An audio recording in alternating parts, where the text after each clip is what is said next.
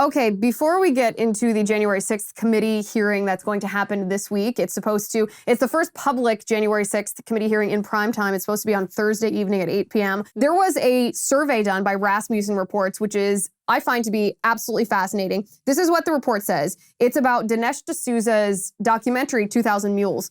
It says that 77% of people who were surveyed said that the movie, quote, strengthened their conviction that there was systematic and widespread election fraud in the 2020 election. Now, pair that with how many people watched it, because if it was 77% of like 100 people, like, okay, that's not a big deal. But 20 million voters across our country viewed Dinesh's documentary. 77% of people who watched it out of 20 million. This is the breakdown by party lines. 19% of Republicans, 14% of Democrats. This is overall, by the way, how many Republicans, out of all the Republican voters, how many Republicans viewed the documentary. 19% of Republicans, 14% of Democrats, and 11% of voters not affiliated with either major party report having watched 2000 Mules. Awareness of the new documentary is much more widespread, with 41% of voters saying they've heard about 2000 Mules. That includes 50% of Republicans, 36% of Democrats, and 38% of unaffiliated voters. That means that if you do the math on that, that's 15% of the people who voted in 2020, because 160 million people voted in 2020. 15% have seen this film, 77%. I mean, these numbers show exactly the extent of the doubt about the integrity of the 2020 election. And it's important to understand as we begin to talk about the January 6th committee and what a kangaroo court this is going to be, what their objective is going to be, what red flags to watch out for, what we really should be investigating about January 6th. As we dive into talking about all of that today, we have to understand at this foundational level the sheer number of people across our country who felt that their votes had been diluted, who felt that perhaps their votes had even been stolen, who felt that the integrity of their vote was under attack. Not just that our democracy was under attack, not just that there was this abstract idea of voter fraud out there, but they themselves felt that when they cast their ballot, that vote, which is a critical part of the self-governance of our country, that had been somehow violated, that it was not protected, that it was vulnerable to someone stealing it, and therefore stealing their voice from our system of self-government, and therefore stealing their voice from selecting who the president of the United States was. This is also why the number of people who showed up in Washington, D.C. on January 6th showed up in Washington, D.C. on January 6th.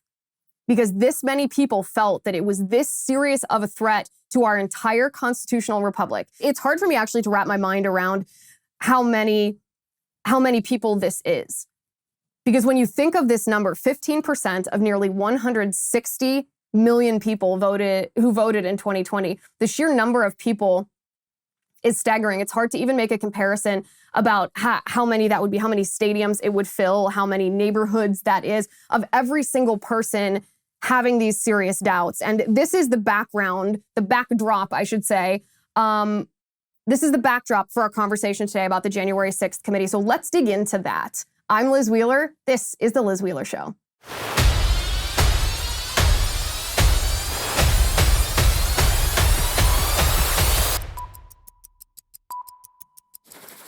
So I don't know if you guys have seen Matt Walsh's new documentary yet, What is a Woman? It's exclusively for Daily Wire subscribers, and this is the best documentary that I've seen in a really long time. The two documentaries that I've seen this year that have wowed me have been Dinesh's 2000 Mules and Matt Walsh's What is a Woman? If you haven't seen this, I highly recommend this because it's not just a vanity project. This documentary exposes the war that's being waged on reality in our country and exposes the people who are actively waging this war, meaning the radical left. The radical left is using as a tool this radical gender ideology, queer theory. We've talked about it here on the show, and how it's seeped into kids' classrooms, into medical terminology, into our everyday life.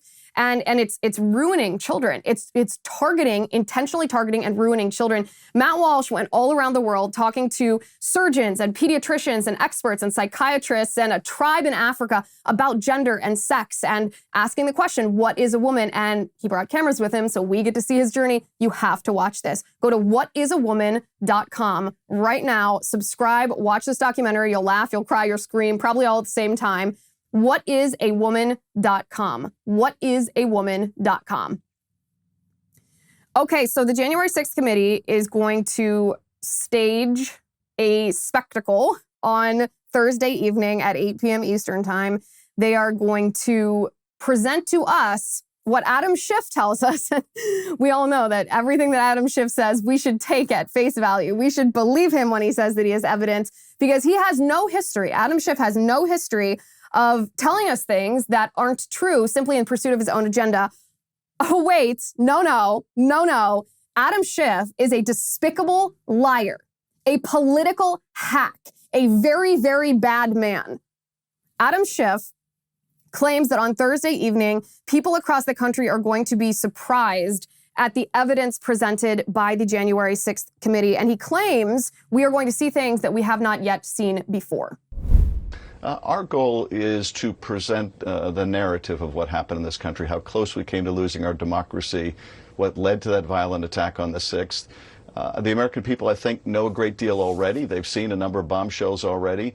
There's a great deal they haven't seen, but perhaps most important is the public hasn't seen it woven together, how one thing led to another, how one line of effort to overturn the election led to another and ultimately led to terrible violence, the first non-peaceful transfer of power in our history. So we want to tell that comprehensive narrative, and we're aiming at people, an audience, frankly, that still has an open mind about these facts. Yeah. We want to counter the continuing propagation of big lies, and that's what our goal is. You'll notice this word he uses that I think exposes his entire agenda here. He uses the word narrative. Our goal, he says, is to present the narrative of what happened. So his goal is not to investigate the truth. His goal is not to pursue reality. His goal is not to untangle the various stories that we've heard. His goal is not to hold anyone who committed a wrongdoing accountable. No. His goal, Adam Schiff's goal, is to paint you a narrative, to try to get you to believe a certain thing. What is that certain thing? Oh, stay with me. We're going to get to that a little bit later in the show. But this is an act of political theater. Adam Schiff is staging what's basically a political advertisement against Donald Trump, because the Democrats are so frightened of Donald Trump, even to this day. Trump's not president right now. He's not in office. He's not in the White House. He's not in the Oval Office. But they're so frightened of everything that he is and everything that he's done, and the fact that he exposed them, that he defeated them in some ways, that they want to make sure that he's never eligible to run for president again. Not that they want to run someone against him and defeat him. They want to make it so that he's not allowed to run for president. This is a political theater. And when Adam Schiff mentions the first non-peaceful transition in history, I almost laughed when I heard that phrase, because I thought, okay, so Adam Schiff is defining what happened in 2016 as a peaceful transfer of power, where the Obama administration, through the Department of Justice and the FBI, tried to stage a literal coup to prevent Donald Trump from ever taking office. And when he still won in 2016, they tried to take out the duly elected president with false allegations of Russia collusion. You call that a peaceful transfer of power? Well, of course Adam Schiff doesn't, because Adam Schiff was one of the biggest propagators of that lie, which is one of the most destructive lies our nation has ever faced. Adam Schiff claimed over and over and over again during the 2-year-long witch hunt into Russia collusion that he had proof, he had evidence. If you just wait, he can't go into the details, he said, but if you just wait, he'll show you the smoking gun. He'll show you the bombshell. Adam Schiff didn't say that just once about Russia collusion. He didn't say that just twice. He said that over and over and over again. In which the Russians offered help, which we know they did. The campaign accepted help, which we know they did. The Russians then delivered help, which we know they did. There is circumstantial evidence of collusion. The case is more than that, and I can't go into the particulars, but there is more than circumstantial evidence now. So, you've said on more than one occasion that you've seen ample evidence of the Trump campaign's Russia collusion. Last March, you said you had more than circumstantial evidence of treasonous collusion with Russia. I've certainly certainly said that there's ample evidence of collusion. Can you agree that there has been no evidence of collusion, coordination, or conspiracy that has been presented thus far between the Trump campaign and Russia? No, I don't agree with that at all. I think there's plenty of evidence of collusion or conspiracy. But we do know this. The Russians offered help. The campaign accepted help. The Russians gave help, and the president made full use of that help. And that is pretty damning. So how many times did he say it? Over and over and over. And was it true? It was not. It was false. It was proven false time and time again. Adam Schiff is a liar. And one of the reasons that this January 6th committee is more dangerous than what happened on January 6, 2021 is because Adam Schiff is involved. Because Adam Schiff has demonstrated to us that he is a liar. He does not care about the rule of law. He will use the power of the federal government and his seat in the United States Congress to target his political opponents solely because they dare to oppose his radical leftist ideology. If Adam Schiff is involved in the January 6th committee, he is weaponizing government to go after his political opponents. And if you want to talk about a narrative, we should pursue a narrative about January 6th. We should pursue what actually happened. If the January 6th committee wanted to prove to us that they had even a shred of credibility, they would ask questions of witnesses like, will you release the 14,000 hours of footage from January 6th? And if not, why not? Isn't transparency necessary for the American people to see exactly what happened so that there's not a competing narrative coming from the right and coming from the left, so the American people can see the reality of the thing for themselves? So why are you hiding the 14,000 hours of footage? What about the January 5th footage? Footage from January 5th is just gone. It's like the footage from Epstein's cell. It just disappeared? Did they just happen not to press record that day? It was just accidentally purged. Funny how these things happen during specific short periods of time when we actively need to see what happened. So where is that January 5th footage? Who's responsible? What happened? If the January 6th committee had any credibility, they would ask these questions, but somehow I don't expect to hear these questions come Thursday evening. What about the communications between Nancy Pelosi and the FBI? Between Nancy Pelosi and the Capitol Police, between Mayor Bowser and Nancy Pelosi? What about those text messages, those phone records, those documents that show us exactly what communication happened or what communication didn't happen, because the Capitol was left vulnerable. The Capitol was left unprotected. And how could this have happened? Why did this happen? Those who were in charge of making sure that it was secure, what kind of communications did they have with the left, with members of Congress?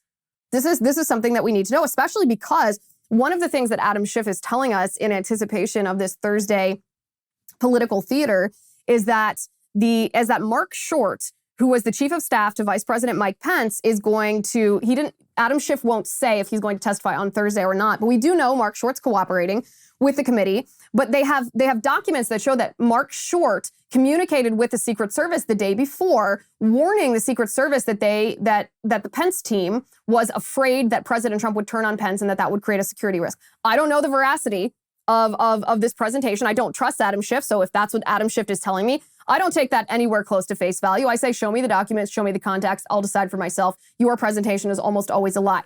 But for the purposes of analyzing this is the claim that Adam Schiff is making. And this is significant because if it happens to be true, then Nancy Pelosi and the FBI and the Capitol Police and Mayor Bowser of Washington, D.C. should have all been discussing. They should have been notified the day before that there was an anticipation of violence the next day and thus secured the Capitol.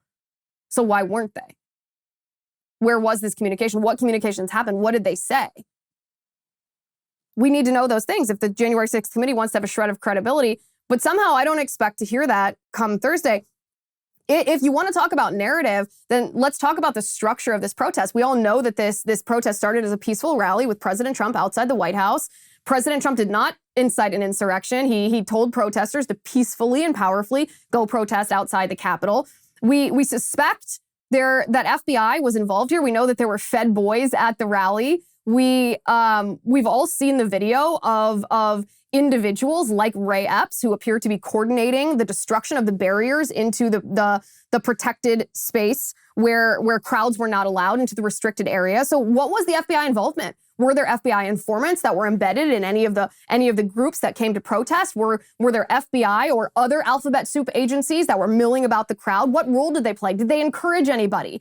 Did they detect any violence that was going to be committed before it was committed? What did they do if they encountered this kind of plan? Did they facilitate anything? Did they make it happen? Did they entrap anybody? And no, I don't take the FBI's word for it. And no, I don't take Ray Epps' word for it. If this committee was a serious committee, these are the questions that they would be investigating. But they're not. They're simply not. They also have said next to nothing about the political prisoners who've been held in violation of their right to due process for a year. These individuals, many of whom were kept in solitary confinement based on what? The charges against these individuals are for nonviolent obstruction crimes for the most part. And yet they're kept in solitary confinement for over a year. This committee, if Adam Schiff cares even a fraction as much about democracy as he claims, then he would be outraged about the treatment of these political prisoners. But I haven't heard him say a word about them. Nothing at all. And so the January 6th committee is shaping up not only to be political theater, but proving themselves to be more dangerous to our constitutional republic and to our freedom and liberty, to our relationship between the governed and those who govern, be more dangerous than a protest that got out of hand on January 6th of 2021. And Adam Schiff is one of the reasons why. The other reason why is because the January 6th committee subpoenaed Peter Navarro, who was a Trump advisor, and they did not just send a subpoena. They didn't just serve him. They served him, and he didn't respond. He claimed this was the statement that he provided about why he disregarded a congressional subpoena, because that's a big deal to do. That's not an advisable action in general to ignore a congressional subpoena. We have to respect our rule of law and the investigative and oversight role of the United States Congress. However, this was the statement from Peter Navarro. He said, over a 5-year period, Congress has weaponized the investigatory powers of Congress in a way that's unconstitutional. Congress has the right to investigate, but only for non-punitive legislative purposes. What that kangaroo committee is doing now is investigating for punitive purposes. They're essentially acting as judge, jury, and executioner. And he makes a pretty good point, right? It's pretty evident what they're doing, and it's evident based on their behavior towards him. What did they do? He was about to get on a plane. They arrested him. The FBI arrested him as he was about to get on a plane to speak at a political conference. They arrested him for not responding to their subpoena. Compare this for a second to Michael Sussman. Michael Sussman, we talked about Michael Sussman briefly last week. He lied to the FBI about whether he, during the 2016 presidential election, whether he was working for a client, meaning Hillary Clinton, or whether he was acting alone as a concerned citizen when he told the FBI that he had evidence of Trump-Russia collusion. It was the Alpha Bank allegations. He told the FBI, no, I'm not working for any client. And it was obvious that he was working for Hillary Clinton. There's proof of that. Durham indicted him. He went to trial, and the jury acquitted him. They acquitted him. Why? Not because the evidence didn't prove that he had in fact lied to the FBI. The jury explained themselves and admitted that they simply didn't think that this was a big enough case that should have been prosecuted. So they played both the prosecution and the jury in this case. Why? Because they were radical leftists. They donated to AOC and to Hillary Clinton and to other Democrats. One of the jurors had a kid on a sports team with Sussman's kid. This extreme conflict of interest, this bias from this jury pool in Washington, D.C. And so think about this as a comparison. Sussman, who did commit a crime, a significant crime that allowed the Democrats who were in charge of government at the time to target President Trump the way that he did, he gets acquitted because of his politics.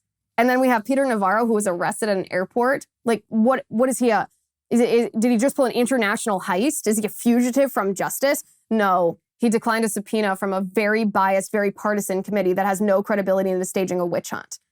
It's a two-tiered justice system. And again, think about Eric Holder. Eric Holder, former attorney general under the Obama administration, he was held in contempt of Congress, just like Peter Navarro was, because Eric Holder resisted a congressional subpoena relating to Fast and Furious, that gun running operation that the Obama administration running that resulted in the death of a U.S. Border Patrol agent when he was murdered with one of the guns that the Obama administration let the Mexican drug cartels have, and then claimed that the reason that they were letting these cartels have our weapons is to track those weapons.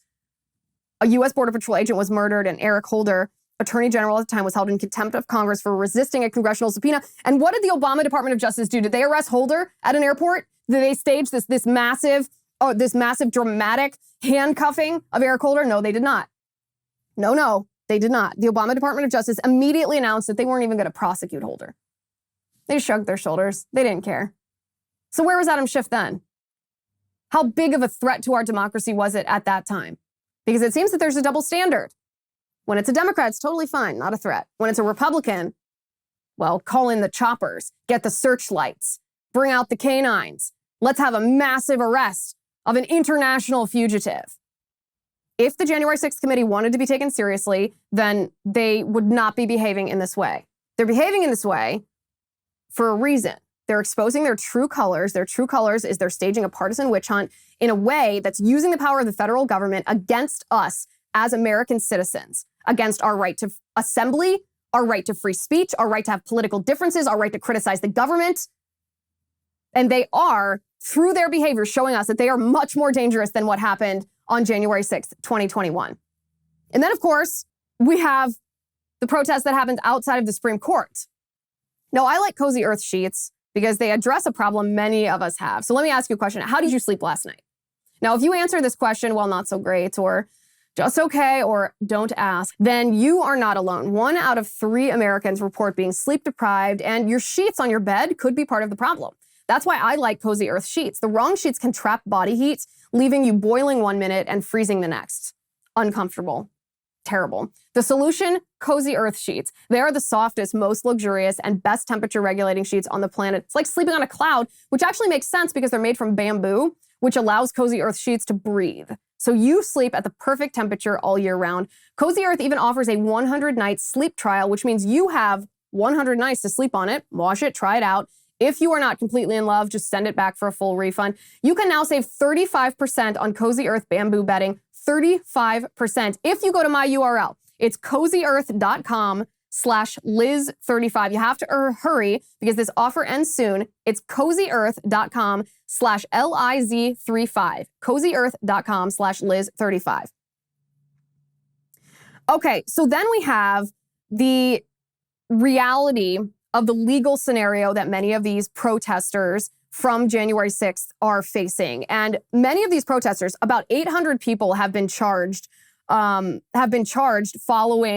that protest that went wild, that turned into some law-breaking activity and some violence, which of course we do not endorse. That part, although I will not ever conflate the peaceful protest that happened on January 6th with the violence. That was a few fringe crazies, and that's separate from the vast majority of people who were present for a legitimate concern on that day. And those people should not be demonized. The left tries to demonize them, and that should also tell you what the true agenda of the left is. They want to paint us all as terrorists. They're not interested in the truth. They're not interested in holding people who broke the law accountable to the law. So what law exactly was it that some of these individuals on January 6th broke? Well, according to the Biden Department of Justice, who has charged them, the law that they broke in large part was 40 U.S. Code 5104. And what that federal statute does, it, quote, bans parade, demonstrate, or picketing in any of the Capitol buildings.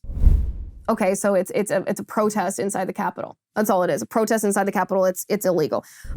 A lot of them were also charged. A lot of these folks from January 6th, some of the 800, were also charged under 18 U.S. Code 1512. What does that statute say? That statute prohibits protests, quote, that otherwise obstruct, influence, or impedes any official proceeding or attempt to do so. So these are two nonviolent crimes. One, simply you're not allowed to protest inside the Capitol, and the other is you are not allowed to obstruct or impede a federal or an official proceeding. Those are fairly benign things to be charged for. I'm not endorsing it. I'm just saying this is not throwing a Molotov cocktail at an NYPD car. Oh, that's a real thing, and we'll talk about that in just a second. This is what the January 6th, many of the January 6th protesters, many of these 800, these threats to our democracy were charged under these very, very vanilla, very boring, very dry statutes. You're not allowed to protest inside the Capitol. You're not allowed to obstruct, even peacefully, a official proceeding. Okay, I understand why, but let's just understand what the charge is. Compare that to the protesters outside of the Supreme Court justices' homes, outside of Brett Kavanaugh's home, outside of Amy Coney Barrett's home, after the majority opinion, that draft opinion was leaked by the Supreme Court leaker who, funnily enough, not to get off on a tangent here, the FBI still claims, or the marshal of the court, I should say, still claims they're not sure who it is. Right.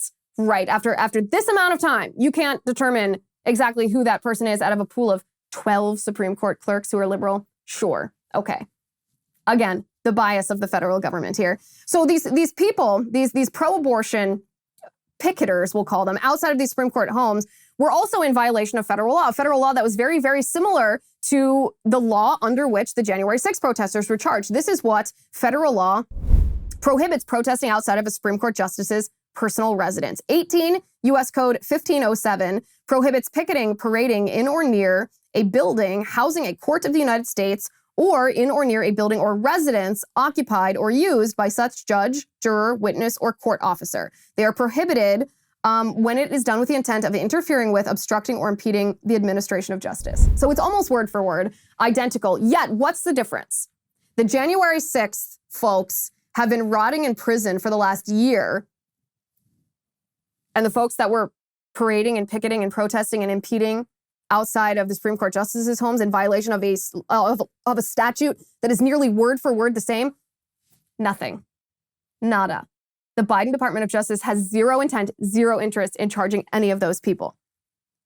The January 6th committee has proven themselves through their behavior that they are more dangerous than what happened on January 6th, 2021. And this is why they have no interest in the rule of law being applied fairly to people blind to the political views of the individuals being charged. They are using the federal government, the executive branch of our government, as a way for one political party, the Democrats, to target their political opponents. If you think this is bad, if you think, by the way, if you thought James Comey was a terrible FBI director, just wait till we think about Merrick Garland for a second. Merrick Garland is the current Attorney General, and on January 6th, the guy in the horns, his name is Jacob Chansley. What he did is he walked through the Capitol door, which was open. He did not break it down. It was open. He stopped and he spoke with police who were inside the building. They did not try to stop him.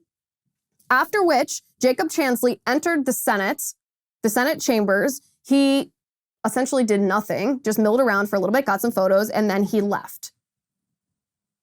He has now spent 317 days in solitary confinement.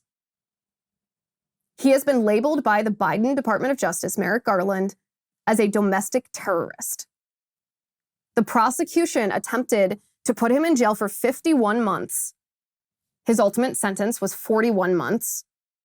This is an individual who had no prior criminal record, who suffers from mental health issues, who, yes, pleaded guilty to nonviolent obstruction of justice charges or obstruction of an official proceeding charges under coercion. This is how January 6th protesters are treated by the Biden Department of Justice. And then we have in 2020, the summer of rage, the Black Lives Matter riots across our country that ruined our cities. We have two lawyers from New York named Urij Rahman and Cullen Ford Mattis who firebombed a New York Police Department car, an NYPD cop car. They firebombed it. They were handing out Molotov cocktails to other people, encouraging them to do the same thing. And they are now serving time in prison, half the amount of time that Jacob Chansley is serving in prison. Now, keep in mind here, Originally, the Department of Justice had charged these two lawyers. These are attorneys. These are professionals. Originally, the Department of Justice had charged them with terrorism. They could have served 10, 20, 30 years in prison for this.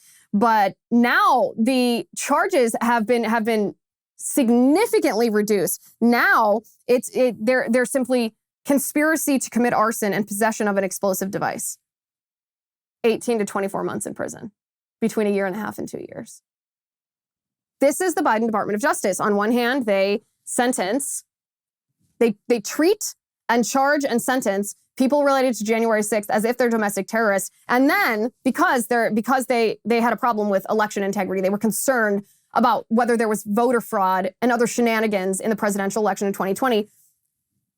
And on the other hand, we have Black Lives Matter protesters who actually were acting as terrorists. They were firebombing cops and encouraging people to stage violent revolution, giving them the means to do so, the weapons to do so.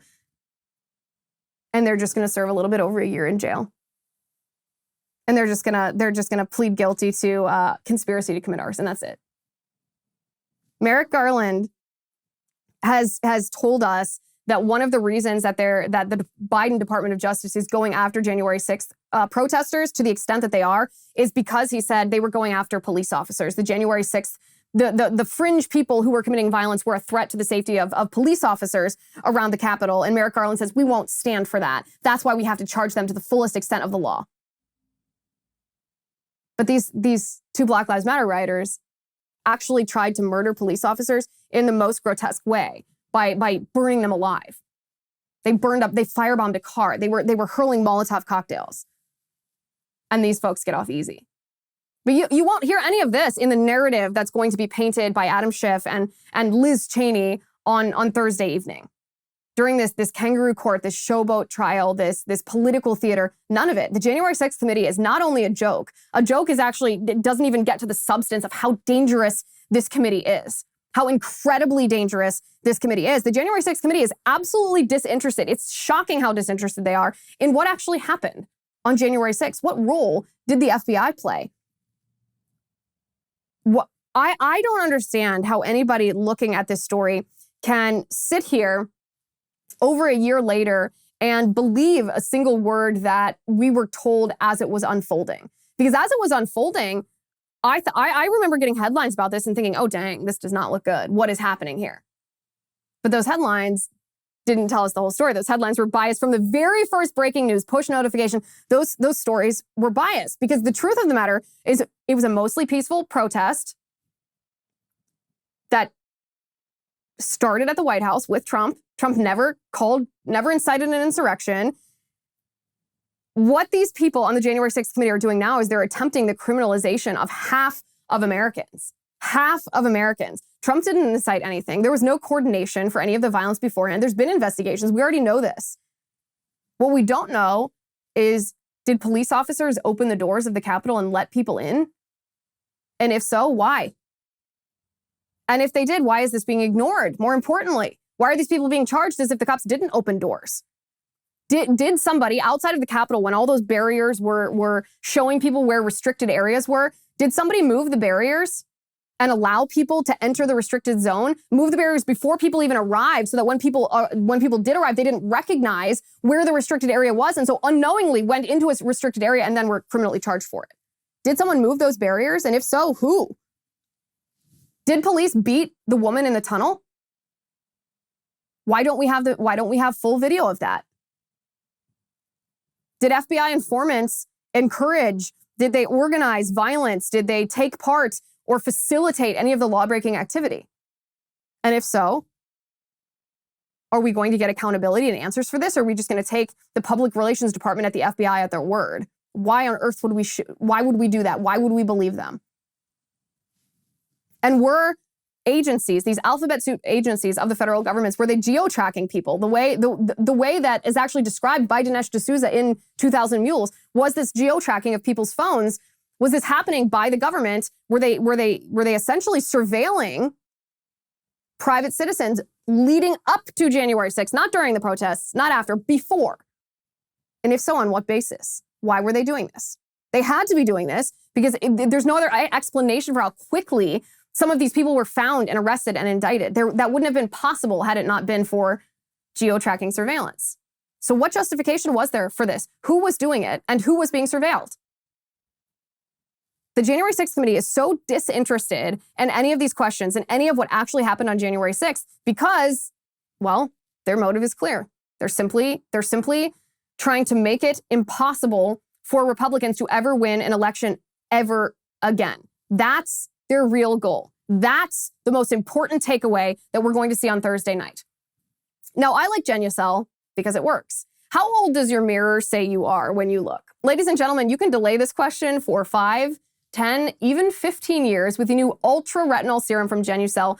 Marina from Fort Lauderdale, Florida tried it and loved it so much. Let me read to you what she says. She writes to us, great product. My skin loves it. I've spent more money on creams over the years, enough to pay off my house. Just kidding, she says, but it feels like that. This product has changed my life like no other. Now, Marina is flying high, and we appreciate the endorsement with Genucel's new ultra retinol serum with hyaluronic acid. This technological wonder hydrates your skin at a cellular level and builds on this deep moisture with the incredible anti-wrinkle effects of phytoretinol. You can go to Genucel.com/Liz right now for up to 50% off the brand new ultra retinol serum. You're going to be amazed with the results, or you can get your money back. You'll also get Genucel's immediate effects for results in 12 hours or less. Free with your order if you use my URL, Genucel.com/Liz. It's spelled GENUCEL.com/Liz. Free express shipping, free returns, exquisite customer service. Go to Genucel.com/Liz. Genucel.com/Liz.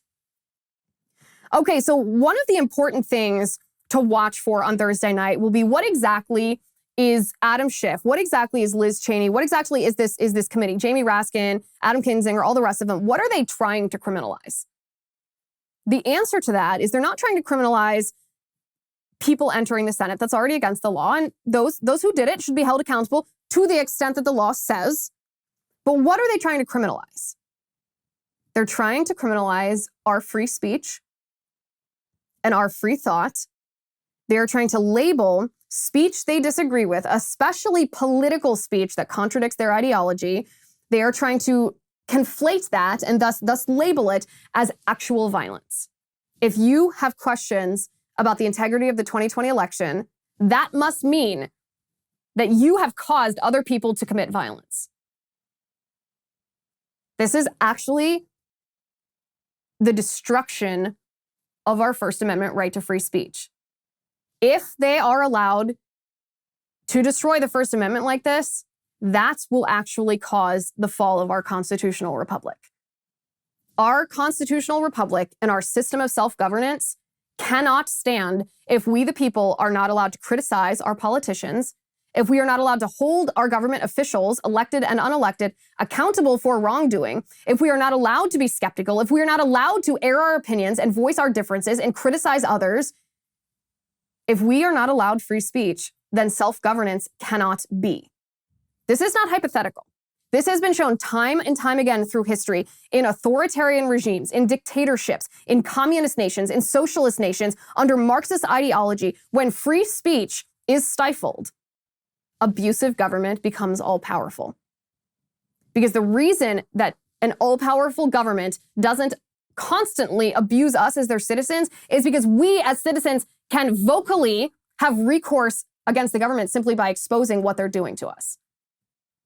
And if we are stifled, then an all-powerful government will become an all-abusive government. When you stop and think that this is what Adam Schiff and Liz Cheney and Adam Kinzinger and Jamie Raskin and all the rest on the January 6th committee, this is what they're trying to do, then you recognize that the January 6th committee is now leaps and bounds more dangerous than what happened on January 6, 2021. This is an actual threat to our nation.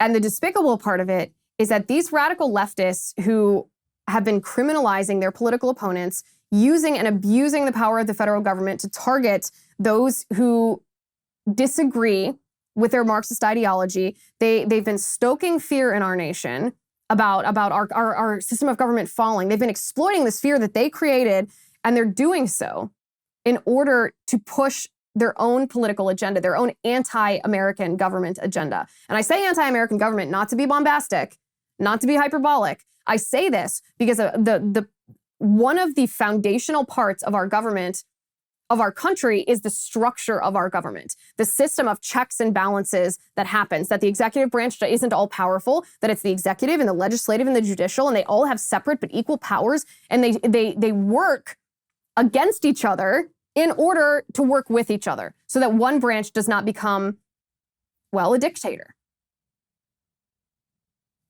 Our federal election system isn't a federal election system for a reason. Because it would be too easy for the federal government, if we federalized elections, to conduct them unfairly. There'd be too many opportunities for fraud and for the party in control of the facilitation of the election to do so in an abusive, dishonest, or cheating manner. That's why we don't have a federal election. It's run by states. That's why we have the Electoral College. It's a protection against corruption and against evil. But what the Democrats on the January 6th committee want to do is they're using January 6th and the fear that they've created, the targeting of political opponents, and now this showboat hearing, this political theater, in order to push their politics, their pre-existing political, I guess, wish list on the American people under the guise of telling us that if we don't pass these Democrat pet projects, then January 6th is going to happen again. And our democracy, our very country is at risk. Because this is what they're asking for. They want to abolish the Electoral College. Jamie Raskin specifically wants to abolish the Electoral College, leaving flyover states in America without a voice, leaving the coasts to govern the rest of the nation because that's where the concentrated population is. It would abolish our federalist system if the Electoral College was abolished. If we had a popular vote for president, that's ripe with enormous fraud.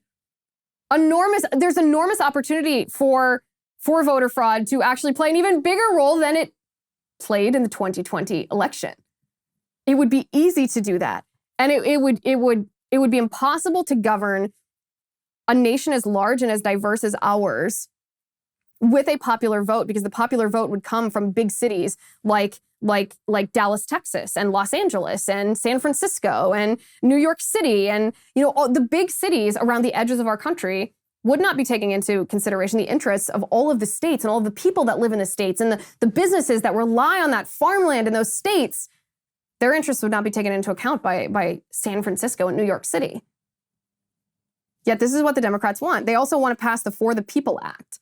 The For the People Act nationalizes our system of government. It would no longer be each state running their elections. It would be the federal government dictating how election structures in every state were to operate, including forcing states to adopt same-day voter registration, to forcing states to adopt early voting, forcing states to auto-register all individuals, which I don't need to tell you how vulnerable that leaves the voter registration lists to people who are not eligible to vote being on the voter registration lists.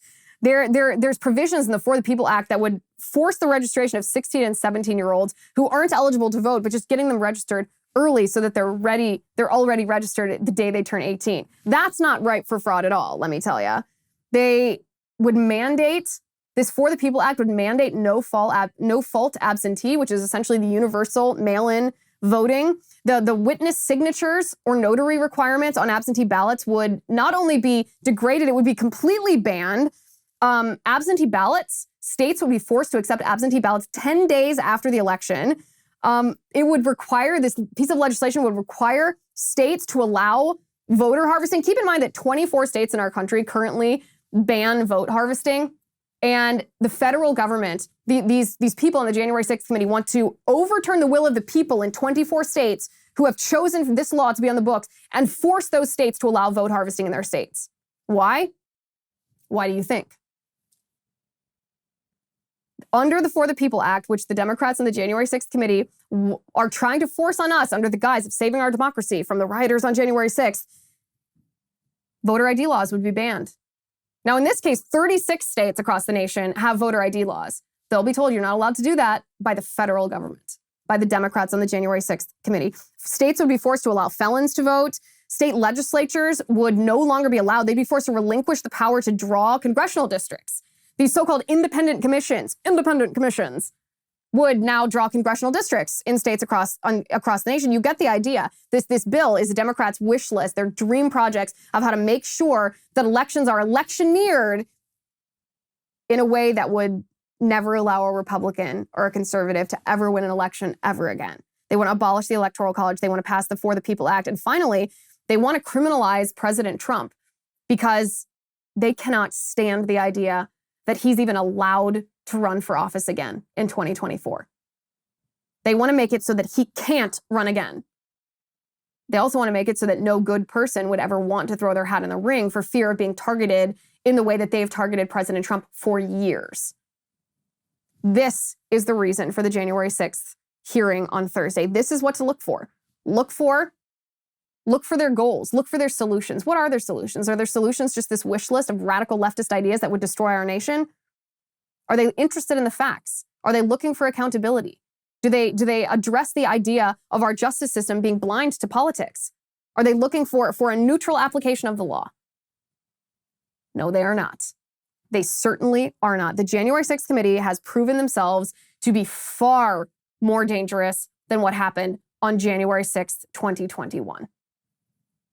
Join us on Locals. We are going to talk about drag shows for children. I wish I didn't even have to say that phrase. It's so abominable. The videos have been circulating of a drag show in Dallas that specifically hosted a drag show for children, and it's as grotesque as you can imagine.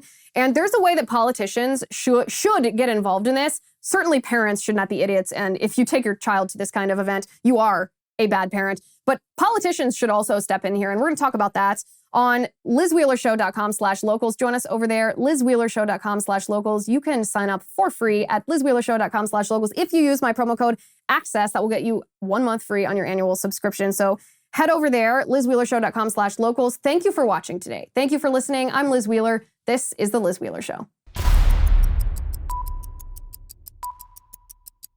The Liz Wheeler Show is produced by Jonathan Hay, executive producer Chad Abbott, director of photography Kevin McRoberts, editor Alejandro Figuerella, sound mixer Robin Fenderson, director of marketing Emily Washler, production and talent coordinator Matt Toffler, and senior publicist Patricia Jackson.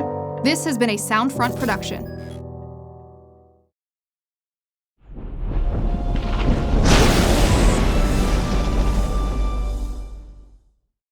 If you haven't already, give this video a thumbs up, hit the subscribe button below, and ring the bell to make sure you never miss a video.